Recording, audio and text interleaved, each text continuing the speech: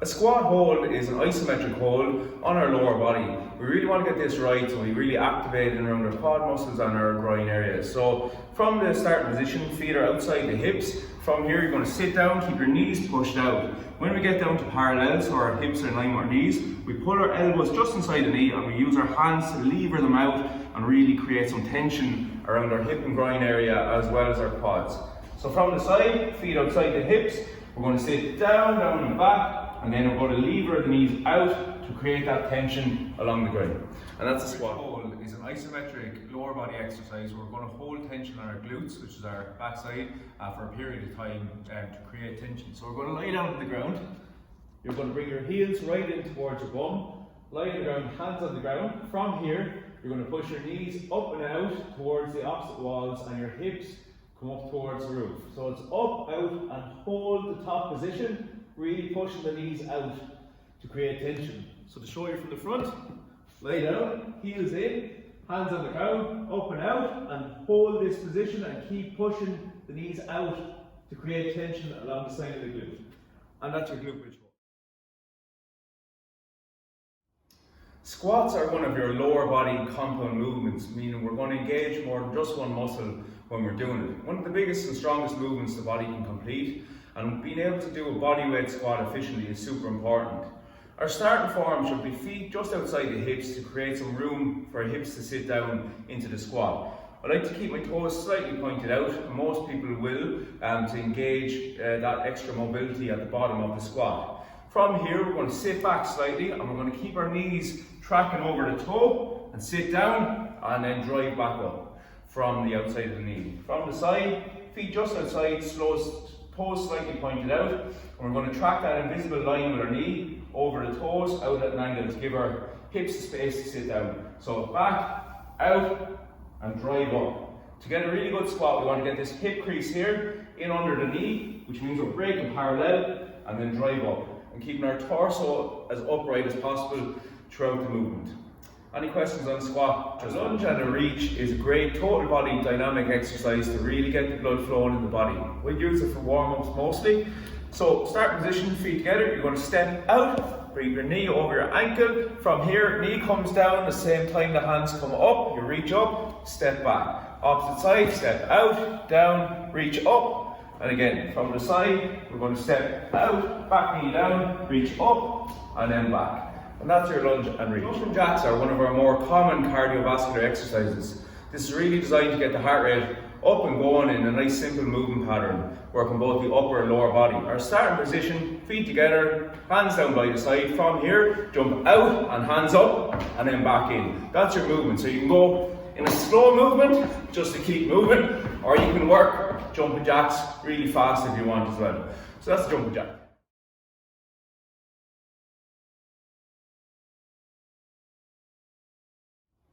Squats are one of your lower body compound movements, meaning we're going to engage more than just one muscle when we're doing it. One of the biggest and strongest movements the body can complete, and being able to do a bodyweight squat efficiently is super important. Our starting form should be feet just outside the hips to create some room for our hips to sit down into the squat. I like to keep my toes slightly pointed out, and most people will, to engage that extra mobility at the bottom of the squat. From here, we're going to sit back slightly and we're going to keep our knees tracking over the toe and sit down and then drive back up from the outside of the knee. From the side, feet just outside, toes slightly pointed out, and we're going to track that invisible line with our knee over the toes out at an angle to give our hips space to sit down. So back, out, and drive up. To get a really good squat, we want to get this hip crease here in under the knee, which means we're breaking parallel, and then drive up, and keeping our torso as upright as possible throughout the movement.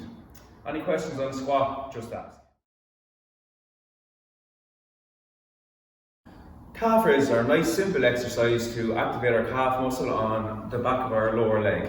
So starting position is feet about shoulder width position. You're going to focus on pushing through your big toe and the ball of your foot here. So in around these areas, rather than the weight shifting out onto your little toes. So from here, stand nice and straight, push up through the big toe and the ball of the foot, keep nice and sturdy, and back down. From the side, feet shoulder width, you're going to push up, squeeze, back down, up, and back down. So small little squeeze at the top to really engage the muscle, and it's a nice happy leg. Glute bridge is a hamstring dominant movement, similar to a glute bridge, but we're really going to isolate each hamstring individually and get some really good work in.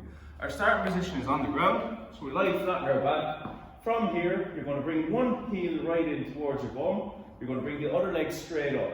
Push your knees together, so you've really pushed them together and keeping them nice and straight.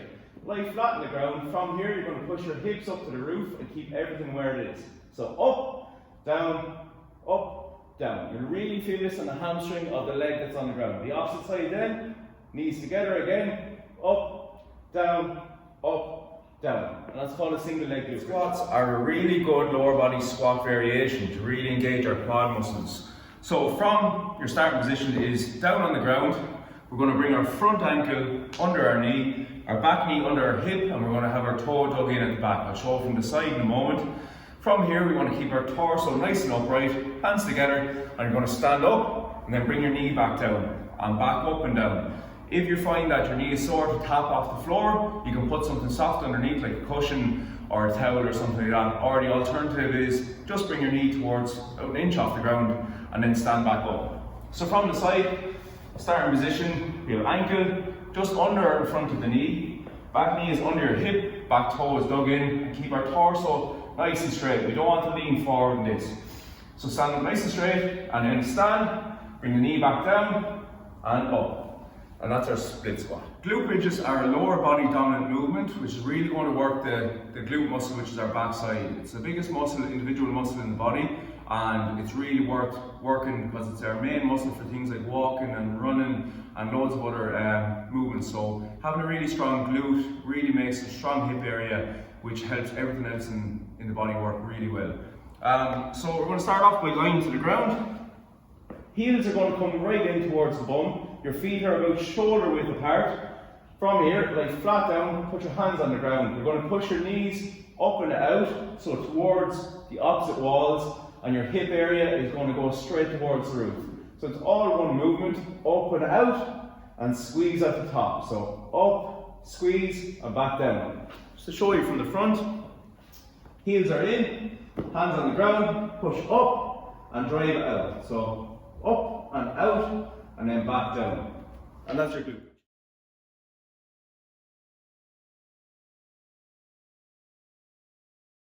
A flutter kick is a lower abdominal core movement where we're going to engage our hip flexors throughout the movement and really work the lower part of our core. Your starting position is on the ground, lying on your back. I like to pull my knees into my chest, which means our lower back is on the ground.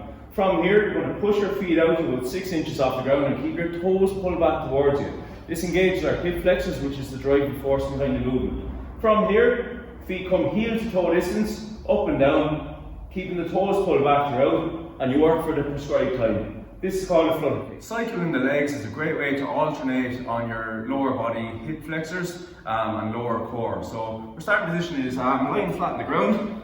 Both our knees come into our chest like this. We're going to push one leg out at a time. Keep your toe flexed back towards your face and keep the other leg in. From here, pull back in, cycle the other leg out, then opposite, and just keep working through that alternating motion. You want to bring the feet to about 6 inches off the ground, and that's where you're going to get your optimum pull on the core. So it's a lower abdominal isometric hold. We're going to complete this on our backs. So we're starting off from the ground, right down. From here, you're going to pull your knees to your chest. This means our lower back is on the ground. A lot of people might feel that their back arches during this, and that's our front core embracing.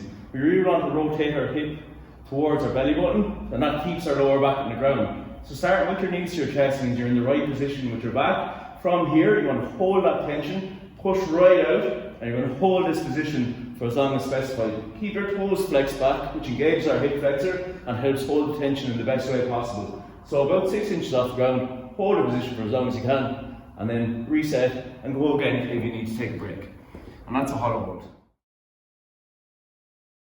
A plank up is a dynamic core and upper body exercise. So we're going to start off with an elbow plank. So your elbows in under your shoulder, down on the ground. From here, you're going to bring one hand back, replace your elbow, push up with your tricep, and then you're going to come back down. Keep your hips as controlled as possible throughout the movement. So from the side, elbows in under the shoulders, hips down. From here, replace your elbow with your arm, back up, Then come back down, keeping everything nice and controlled, and work 2 reps as specified. That's a plank up.